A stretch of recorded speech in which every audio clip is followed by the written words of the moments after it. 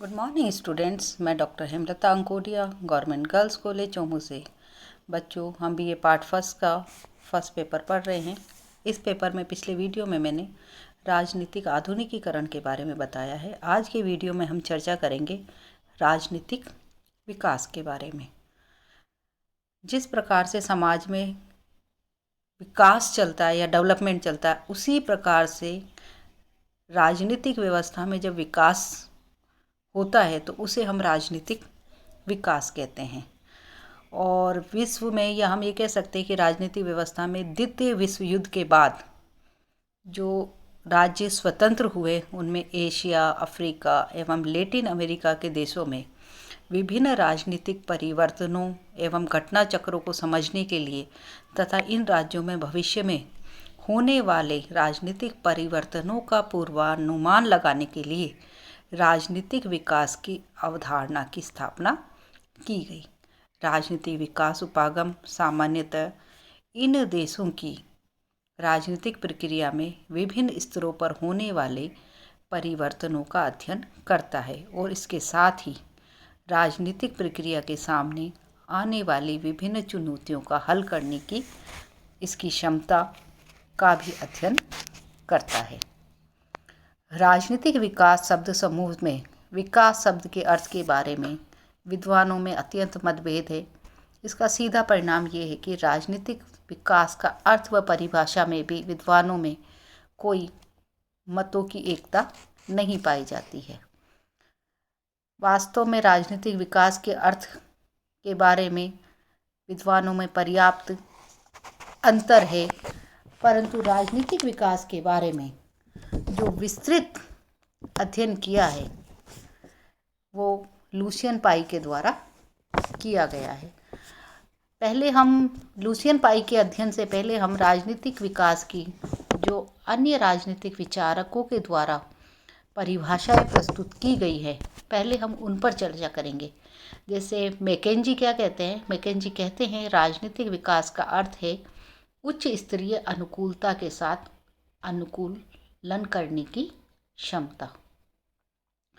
और आइजेंस्टेड कहते हैं राजनीतिक विकास की अवधारणा में राजनीतिक व्यवस्था द्वारा विविधताओं तथा राजनीतिक मांगों एवं संगठनों के परिवर्तनशील रूपों को आत्मसात करने की क्षमता निहित है। इसके अंतर्गत उन नई तथा परिवर्तनशील समस्याओं को सुलझाने का कौशल भी सम्मिलित है जिन्हें व्यवस्था जन्म देती है अथवा जिन्हें इसे बाह्य स्रोतों से प्राप्त करके आत्मसात करना पड़ता है।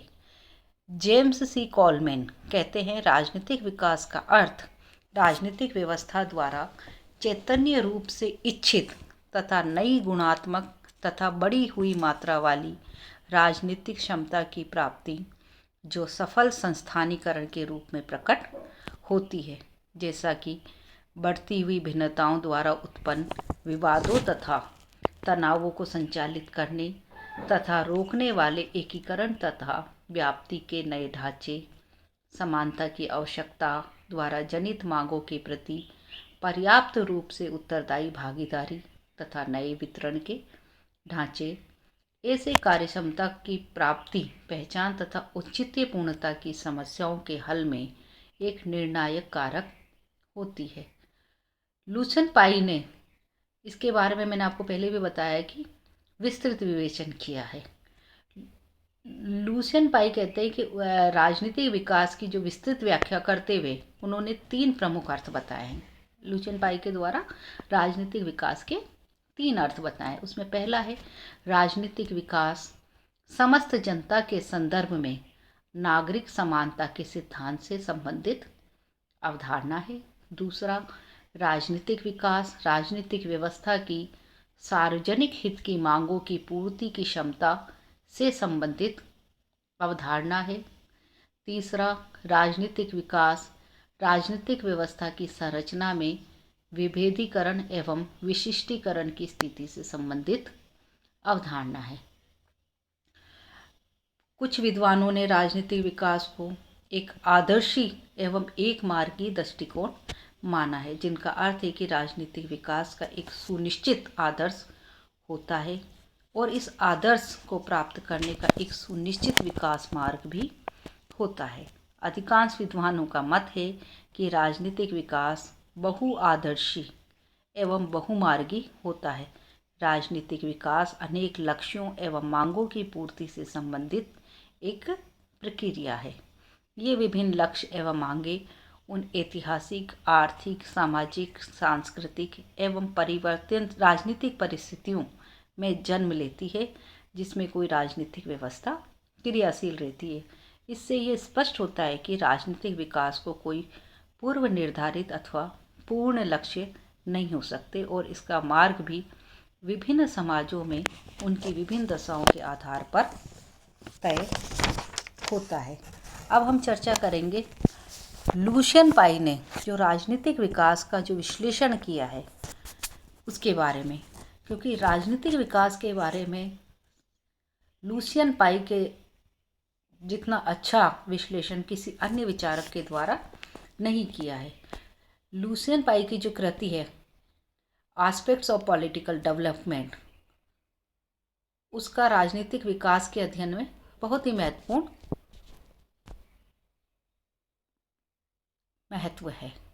महत्वपूर्ण है। दूसरा, लुशियन पाई ने जो राजनीतिक विकास का अर्थ बताया है वो उन्होंने 10 बिंदुओं से स्पष्ट किया है, जिसमें पहला है, लुशियन पाई कहते हैं कि आर्थिक विकास की राजनीतिक पूर्व आवश्यकता के रूप में राजनीतिक विकास होता है। इसमें Norman and Buchanan, Paul and Baran, Howard and Ellis, Barbara Ward आदि विभिन्न समाजशास्त्रियों ने राजनीतिक विकास का अर्थ ऐसी राजनीतिक स्थितियों की मौजूदगी को माना है जो आर्थिक विकास में सहायक होती है। लुशियन पाई ने इस विचार की कमियों को प्रकट करते हुए बताया है कि राजनीतिक विकास तथा आर्थिक विकास दो भिन्न अवधारणाएं हैं, उन्हें एक दूसरे पर आधारित नहीं किया जाना चाहिए। वास्तव में ये पता लगाना भी मुश्किल है कि राजनीतिक व्यवस्था आर्थिक विकास में किस प्रकार सहायक हो सकती है। इसकी तुलना में ये मालूम करना आसान होता है कि राजनीतिक व्यवस्था किस प्रकार विकास में बाधा डाल सकती है। आर्थिक विकास को राजनीतिक स्थिति से जोड़ना इसलिए भी उचित नहीं माना जा सकता कि आर्थिक विकास को अनेक गैर राजनीतिक तत्व भी प्रभावित करते हैं। इसके अलावा यह भी देखने में आता है कि अनेक देशों में राजनीतिक विकास की गति तेज होने के बावजूद उनकी आर्थिक विकास की गति धीमी होती है। विकासशील देशों में राजनीतिक विकास तथा आर्थिक विकास में कोई घनिष्ठ संबंध दिखाई नहीं पड़ता है। अधिकांश विकासशील देशों में जनता का रुझान आर्थिक विकास की समस्या से मुक्त तीव्र राजनीतिक विकास के पक्ष में है। दूसरा, औद्योगिक समाजों की विशिष्ट राजनीति के रूप में राजनीतिक विकास। राजनीतिक विकास के इस दृष्टिकोण का प्रतिमान मुख्यतः वॉल्ट डब्ल्यू रोस्टो ने किया है। इस दृष्टिकोण के अनुसार जब किसी देश में उच्च स्तर का औद्योगिकरण हो जाता है तो उस देश में विशिष्ट प्रकार की राजनीतिक व्यवस्था भी स्थापित होती है। इस प्रकार किसी देश की औद्योगिकरण की अवस्था उस देश की राजनीतिक व्यवस्था के राजनीतिक विकास को निर्धारित करती है। औद्योगिकरण समाज राजनीतिक व्यवहार के नियमों एवं लक्ष्यों को तय करता है। इससे राजनीतिक व्यवहार अधिक तर्कसंगत एवं उत्तरदायित्वपूर्ण हो जाता है और राजनीतिक स्वयं में साध्य नहीं रहती, अपितु विभिन्न समस्याओं को सुलझाने का तंत्र बन जाती है।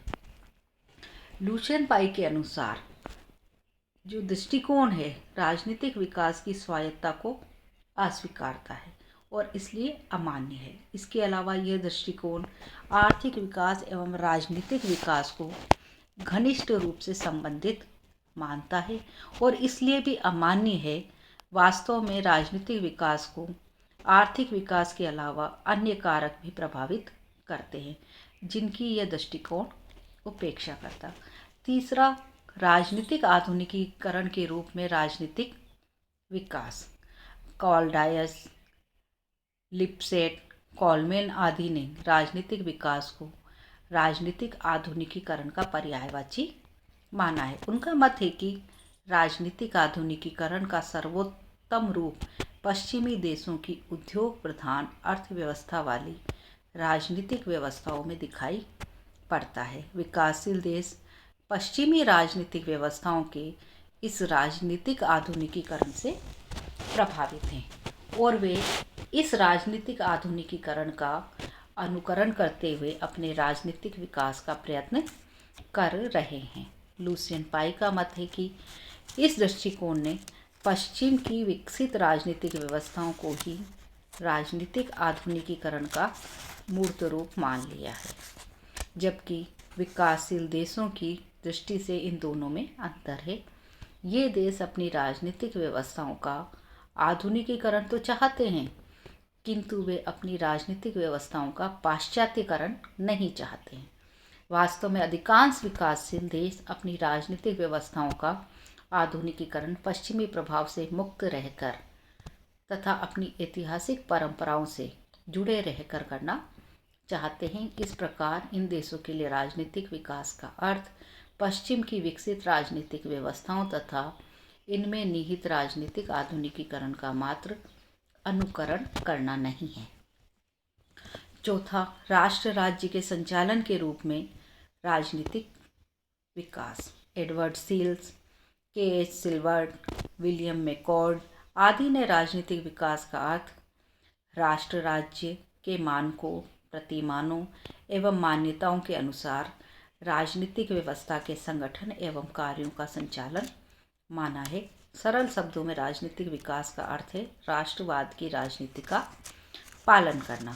लुसियन पाई राजनीतिक विकास की इस अवधारणा को से भी पूर्णतः संतुष्ट नहीं है। उनका मत है कि राष्ट्र राज्य तथा राष्ट्रवादी राजनीति राजनीतिक विकास का एक महत्वपूर्ण कारक एवं लक्षण तो है, किंतु राष्ट्र राज्य अथवा राष्ट्रवाद को राजनीतिक विकास का पर्यायवाची नहीं माना जा सकता है। राजनीतिक विकास के लिए राष्ट्र राज्य एवं राष्ट्रवाद के अलावा अन्य कारकों की भी जरूरत होती है और राजनीतिक विकास अन्य अनेक लक्षणों के साथ प्रकट होता है। पांचवा जो पॉइंट है वो है प्रशासनिक एवं वैधानिक विकास के रूप में राजनीतिक विकास। मैक्स वेबर, जोसेफ प्लाम्बोरो आदि ने राजनीतिक विकास का अर्थ प्रशासनिक व वैधानिक विकास माना है। किसी राजनीतिक व्यवस्था को विकसित एवं परिपक्व तभी माना जा सकता है जब वह जनता की आवश्यक मांगों की पूर्ति करने में समर्थ होती है, अर्थात जनता की आवश्यकताओं की पूर्ति के लिए आधुनिक किस्म की नौकरशाही की स्थापना की जरूरत होती है। इस नौकरशाही के नियंत्रण तथा इसके माध्यम से अन्य लोक हितकारी कार्यों को करने के लिए एक विकसित वैधानिक व्यवस्था की भी जरूरत होती है। इस प्रकार जब किसी राजनीतिक विकास में विकसित प्रशासनिक व्यवस्था एवं विकसित वैधानिक व्यवस्था होती है तो उस राजनीतिक व्यवस्था को राजनीतिक विकास के श्रेष्ठ स्तर पर माना जाता है। लुसियन पाई के अनुसार राजनीतिक विकास की जो धारणा है उसमें दो प्रमुख दोष हैं। प्रथम, यह राजनीतिक विकास के प्रशासनिक पहलू पर अत्यधिक बल देती है और अन्य पहलुओं की उपेक्षा करती है। इससे राजनीतिक व्यवस्था की संरचनाओं में ऐसा असंतुलन पैदा हो जा सकता है जो राजनीतिक विकास के मार्ग में बाधक हो सकता है। द्वितीय, राजनीतिक विकास की यह अवधारणा नागरिकों के राजनीतिक प्रशिक्षण तथा राजनीति में उनकी भागीदारी की उपेक्षा करती है, जबकि ये दोनों राजनीतिक विकास के महत्वपूर्ण कारक व लक्षण हैं। छठा जो पॉइंट है वो है समूह गतिशीलता एवं भागीदारी के रूप में राजनीतिक विकास। एस.एन. आइजेंस्टेड आदि ने पश्चिम की विकसित राजनीतिक व्यवस्थाओं के अध्ययन पर राजनीतिक विकास का अर्थ एवं लक्षण राजनीति में जनता की सामूहिक गतिशीलता एवं सत्ता में उसकी भागीदारी माना है।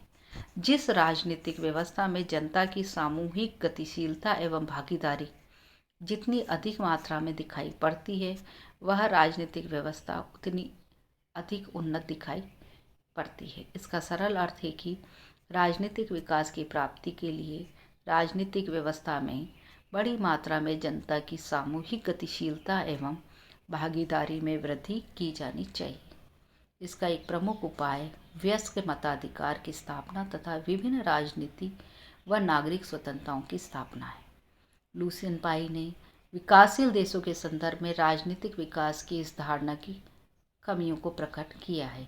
वास्तव में राजनीति में जनता की सामूहिक गतिशीलता एवं भागीदारी तभी राजनीतिक विकास में सहायक हो सकती है जब स्वयं जनता की राजनीतिक चेतना का स्तर ऊंचा हो, वह मतदान आदि के शांतिपूर्ण एवं व्यवस्थित साधनों के द्वारा निर्णय प्रक्रिया को प्रभावित करने में समर्थ हो और राजनीतिक दल भावुक व अबौद्धिक जनप्रिय आंदोलन की राजनीति से दूर रहें।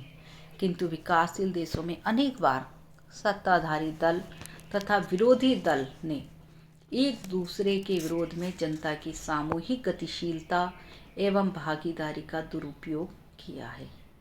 इन देशों में उग्र राजनीतिक प्रदर्शनों एवं देशव्यापी हड़ताल तथा बंदों का आयोजन अपने राजनीतिक स्वार्थों की सिद्धि के लिए किया गया है।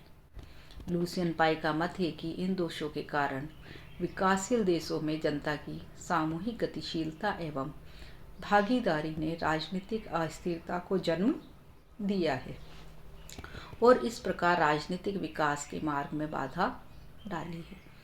7वां पॉइंट है लोकतंत्र की स्थापना के रूप में राजनीतिक विकास। प्लम्बोरोव, पिनाक आदि ने राजनीतिक व्यवस्था में लोकतांत्रिक संस्थाओं, मापदंडों एवं व्यवहारों की स्थापना को राजनीतिक विकास माना है। इस विचार के अनुसार यदि लोकतंत्र की स्थापना हो जाए तो राजनीतिक विकास की प्राप्ति होती है। राजनीतिक विकास की प्रक्रिया और लोकतंत्र निर्माण में कोई अंतर नहीं होता। लुसियन पाई ने इस अवधारणा में भी कुछ कमियों को बताया है। लोकतंत्र स्वयं में एक मूल्यात्मक अवधारणा है, जबकि राजनीतिक विकास मूल्य निरपेक्ष अवधारणा है। राजनीतिक विकास की प्रक्रिया समग्रतावादी व गैर लोकतांत्रिक राजनीतिक व्यवस्थाओं में भी पाई जाती है। अनेक विकासशील देशों की नज़र में राजनीतिक व्यवस्था के लोकतंत्रीकरण का अर्थ है पश्चिमी एवं अमेरिकी राजनीतिक मूल्यों को अपनी राजनीतिक संस्कृति पर लादना। अतः वे राजनीतिक विकास की इस अवधारणा से असहमत है।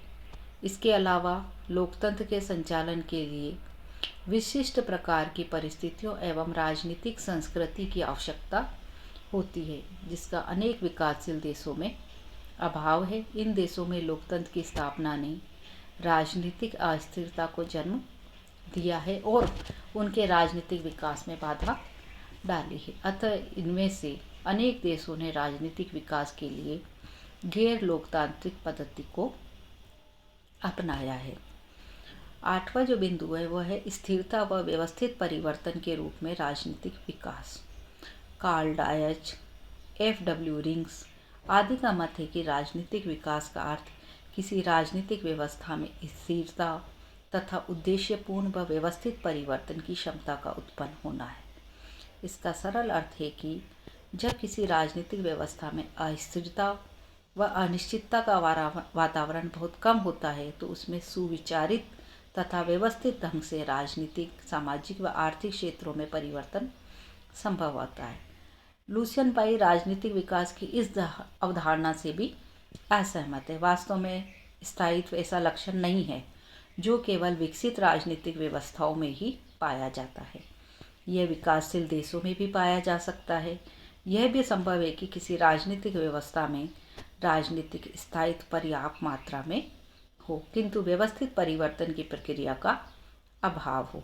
अतः राजनीतिक व्यवस्था के स्थायित्व को राजनीतिक विकास का पर्यायवाची नहीं माना जा सकता। इस अवधारणा में दो अन्य कमियां भी है। प्रथम, यह मालूम करना मुश्किल है कि व्यवस्थित परिवर्तन के लिए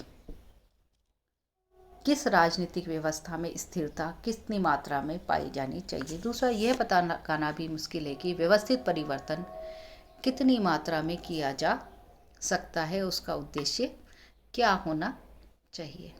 9th पॉइंट इस प्रकार से है कि गतिशीलता तथा शक्ति के रूप में राजनीतिक विकास।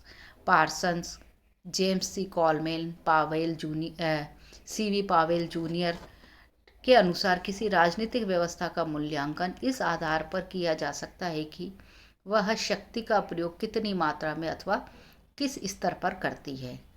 जो राजनीतिक व्यवस्था इस दृष्टि से जितनी क्षमतावान होती है उसे राजनीतिक विकास में उतने ही ऊंचे स्तर का माना जाना चाहिए। लूसियन पाई के अनुसार इस अवधारणा में भी दोष है। वो कहते हैं इसमें जन समर्थन के तत्व पर अत्यधिक बल दिया गया है, इसलिए राजनीतिक विकास की इस अवधारणा को केवल लोकतांत्रिक देशों पर ही लागू किया जा सकता है। इसके अलावा राजनीतिक विकास की इस अवधारणा में इस तथ्य की भी उपेक्षा होती है कि कुछ राजनीतिक व्यवस्थाएं समाज के स्रोतों व संसाधनों का पूर्ण प्रयोग जानबूझकर नहीं करती और ये व्यवस्थाएं इस उद्देश्य से सत्ता के पूर्ण प्रयोग में भी विश्वास नहीं रखती है। अगला जो बिंदु है वह है सामाजिक परिवर्तन को बहुआयामी प्रक्रिया के एक भाग के रूप में राजनीतिक विकास। मैक्स ऑफ मिल्किन, एमएल ब्लेकमर आदि समाजशास्त्रियों का मत है कि राजनीतिक विकास को विकास के अन्य रूपों के अलग नहीं किया जा सकता। एक निश्चित अर्थ एवं सीमा में राजनीतिक क्षेत्र समाज के अन्य क्षेत्रों से पृथक एवं स्वतंत्र होता है, किंतु एक सतत प्रक्रिया के रूप में राजनीतिक विकास को संपूर्ण सामाजिक परिवर्तन की बहुपक्षीय प्रक्रिया के साथ ही समझा जा सकता है। यह बहुपक्षीय समाज परिवर्तन विकास की ऐसी प्रक्रिया है जिसमें राजनीति सहित समाज का कोई भी अंग एक दूसरे से अलग अथवा पिछड़ा नहीं रहता है, अपितु सभी अंग एक दूसरे के साथ मिलकर समान रूप से विकास की दिशा में बढ़ते हैं। लूसियन पाई ने राजनीतिक विकास की इस अवधारणा से एकमात्र बड़ी असहमति प्रकट की है, किंतु इसे पूर्णतः स्वीकार नहीं किया है।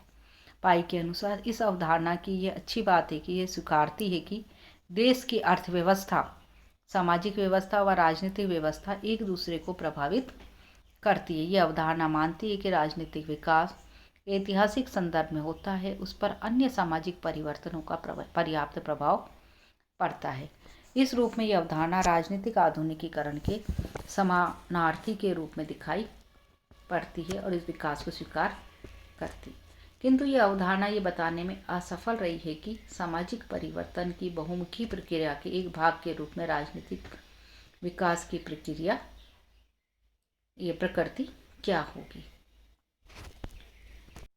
इस विवरण से यह स्पष्ट होता है कि राजनीतिक विकास एक जटिल प्रक्रिया है और इसके अर्थ व लक्षणों के बारे में इतने अधिक मतभेद हैं कि राजनीतिक विकास की संपूर्ण अवधारणा के बारे में अनेक भ्रम उत्पन्न होते हैं और इनके बारे में कोई स्पष्ट मत प्रकट करना अत्यंत कठिन है। लूसियन पाई ने इस कष्टकारी स्थिति का अंत करने की दृष्टि से राजनीतिक विकास के प्रचलित अर्थों व लक्षणों की समीक्षा की है और अंत में राजनीतिक विकास के सामान्य अर्थ एवं सामान्य लक्षणों को बताया है। लूसियन पाई के अनुसार राजनीतिक विकास बहुअर्थी व बहुआयामी प्रक्रिया। इस संबंध में उनके विचार इस प्रकार से हैं।